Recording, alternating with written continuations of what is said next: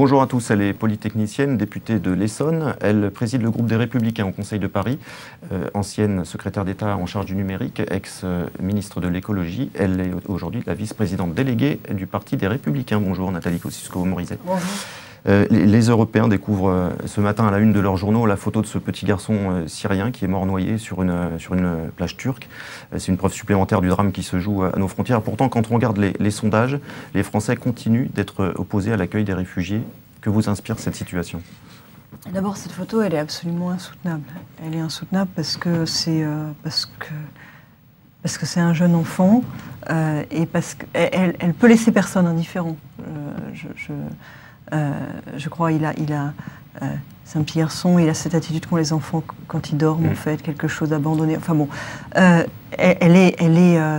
et moi j'espère profondément qu'elle va faire bouger les choses. Faire bouger les choses dans quel sens? Écoutez, je trouve choquant le décalage entre la vitesse à laquelle s'est mobilisée l'Europe, l'énergie qu'elle y a mise. Il y avait des réunions tous les soirs, toutes les nuits, tous les week-ends, en juillet au moment de la crise financière grecque, et la lenteur à laquelle on s'organise vis-à-vis de la crise des migrants. Évidemment, rien n'est comparable, si ce n'est que c'est l'Europe. Et on a l'impression que l'Europe reste comme tétanisée devant la crise. Je dirais, c'est pas si simple. Non, c'est pas si simple. Mais il faut quand même... On a des principes en Europe, on a des principes en France, ils font l'honneur de l'Europe, ils font l'honneur de leur France, et là, à rester comme ça, comme tétanisé, finalement on risque le déshonneur. Pour aller un peu plus loin, moi je pense que pour avancer, il faut qu'on sorte de la confusion qui existe actuellement dans le discours, parfois dans les médias, entre les migrants et les réfugiés, entre l'immigration économique et le droit d'asile. Ouais. L'immigration économique, c'est en fonction des besoins. L'immigration économique, c'est sur un certain nombre de secteurs sur lesquels, en matière informatique, le médical, on a des besoins. Bon, voilà, c'est organisé d'une certaine manière. Le droit d'asile, ça n'est pas conditionnel. Le droit d'asile, ça fait partie de nos principes. Quelqu'un qui fuit la guerre, qui fuit les persécutions, qui est menacé dans son existence est accueilli. Et je pense que nous devons retrouver le sens de ça, restaurer le droit d'asile dans son essence. Ça veut dire arrêter de confondre les choses. Donc ça passe par un certain nombre de choses très concrètes. Par exemple, il faut avoir une liste des pays sûrs avec... Il n'y a pas de raison de donner droit d'asile quand quelqu'un vient du pays sûr. Donc arrêtez de faire des procédures dans tous les sens quand quelqu'un vient d'un pays sûr pour pouvoir garantir un vrai accueil à ceux qui sont véritablement chassés. Ça veut dire qu'il faut que les procédures soient rapides. Quand on est accueilli, on est accueilli. Quand on ne l'est pas, il faut que la reconduite à la frontière soit effective. Aujourd'hui, c'est seulement 5% des déboutés qui sont reconduits à la frontière. Il faut qu'on arrête de pouvoir engager des procédures à la fois au titre du droit d'asile et au titre d'autres procédures, parce que le droit d'asile, c'est quelque chose de différent, d'unique, qui est de l'ordre des principes. Et aujourd'hui, on peut multiplier les procédures, donc on fait comme si le droit d'asile était une filière de migration. Et puis moi, je pose la question de savoir si pendant la période pendant laquelle une personne a demandé le droit d'asile et attend la réponse, plutôt que de laisser les gens désœuvrer avec une allocation qui, l'an dernier, a coûté près de 200 millions, il ne faudrait pas, au moins pour les personnes qui ont des compétences sur des métiers en tension, sur lesquels Pôle emploi n'arrive pas à faire, donner des permis de travail. Des permis de travail temporaires, des permis de travail qui ne seront pas décomptés après au titre du calcul de l'ancienneté pour un éventuel regroupement familial, mais finalement, plutôt que de se retrouver avec un nombre de plus en plus important de personnes qui attendent parfois très longtemps des réponses et qui coûtent cher et qui, pour certains, en fait, pourraient trouver leur place autrement. Sur tous ces sujets compliqués, on a vu Angela Merkel se positionner, monter au créneau ces derniers jours. Vous attendez une initiative forte du président Hollande sur ce sujet ? Oui, et de l'Europe.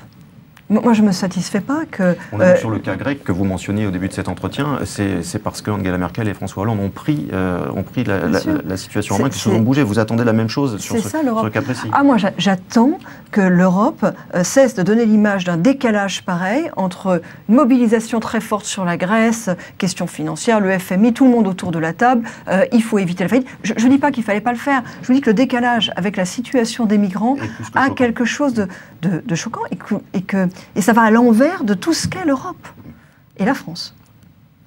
Vous avez effectué, Nathalie Kosciusko-Morizet, votre rentrée politique dimanche dernier à l'occasion d'un campus de votre association politique.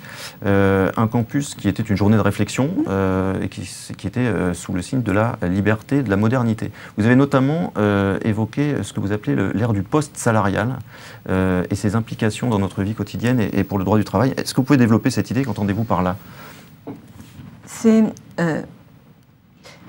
On sent, on voit dans le monde du travail l'émergence de plus en plus rapide sous différentes formes de l'autonomie, de l'indépendance, d'un désir en fait de formes alternatives au salariat de travail.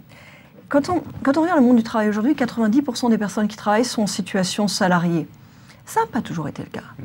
Par le passé, avant la Seconde Guerre mondiale, le salariat, c'était beaucoup plus minoritaire, et d'ailleurs, c'était une position un peu maudite.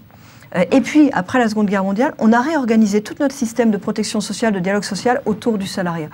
Est-ce que ça a vocation à être ça pour l'éternité? Pas forcément. Il y a aujourd'hui, dans la société, dans l'économie, des drivers profonds, pour parler en bon français, en fait, des tendances, des mouvements qui conduisent à autre chose. Alors ça peut être le désir des jeunes générations de ne pas être dans le lien de subordination qui existe au fondement du salariat. Parce que les hiérarchies dans le monde du numérique, c'est pas leur truc. Bon, ça peut être le besoin de l'entreprise d'avoir plus de souplesse. Ouais. Ça peut être tout simplement les technologies, la révolution numérique. Quand on passe d'une économie des produits à une économie des usages, c'est assez normal que ça ait des conséquences sur le monde salarial. Moi, je ne prends pas le jugement moral. Je ne dis pas que c'est bien ou c'est mal. De toute façon, c'est en train de se passer. Voilà. C'est en train de se passer. C'est en train de se passer. À côté du pilier salarié, il est en train d'émerger un nouveau pilier. Et le rôle du politique, c'est de prendre en compte les choses comme elles sont. J'ajoute que si on ne prend pas en compte, on va vers des sacrés clashs. Parce que tout notre système de protection sociale est organisé autour du salariat. Tout notre système de financement de la protection sociale est organisé autour du salariat. On doit donc trouver les statuts et la réorganisation du financement de notre protection sociale pour faire face à cette nouvelle réalité. Si on va au bout de votre raisonnement, ça veut dire que le débat actuel autour de l'assouplissement, la réécriture du Code du travail est presque déjà daté. Il faut passer à autre chose, il faut passer à l'étape d'après. Beaucoup des débats actuels sont presque datés. Regardez le débat sur les 35 heures. Je ne dis pas que ce n'est pas une question qui existe, mais dans le monde de demain, on va vers une déstandardisation des contrats de travail.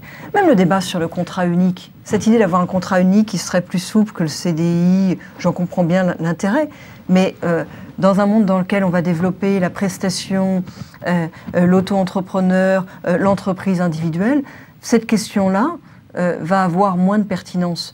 Sur la question de la durée de travail, la question des 35 heures, si c'est pour dire on est contre les 35 heures pour repasser à 39 heures, c'est-à-dire durée unique pour tout le monde, là aussi je pense que c'est à rebours de l'histoire.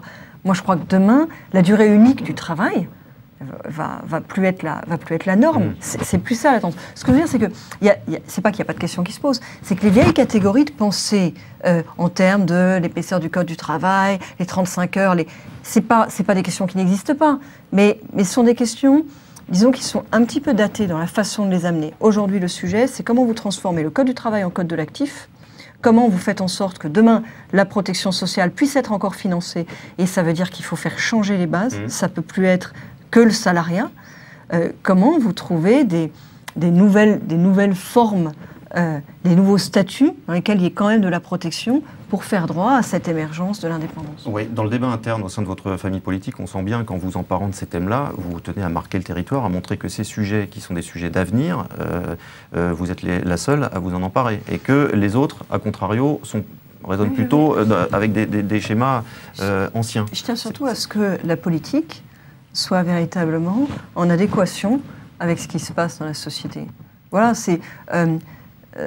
Je me souviens d'une visite que j'avais faite dans une start-up parisienne qui depuis a pas mal réussi d'ailleurs. Ils me racontaient les discussions qu'ils avaient eues, les relations qu'ils avaient eues avec l'inspection du travail. C'était même pas conflictuel, c'était juste de l'incompréhension complète.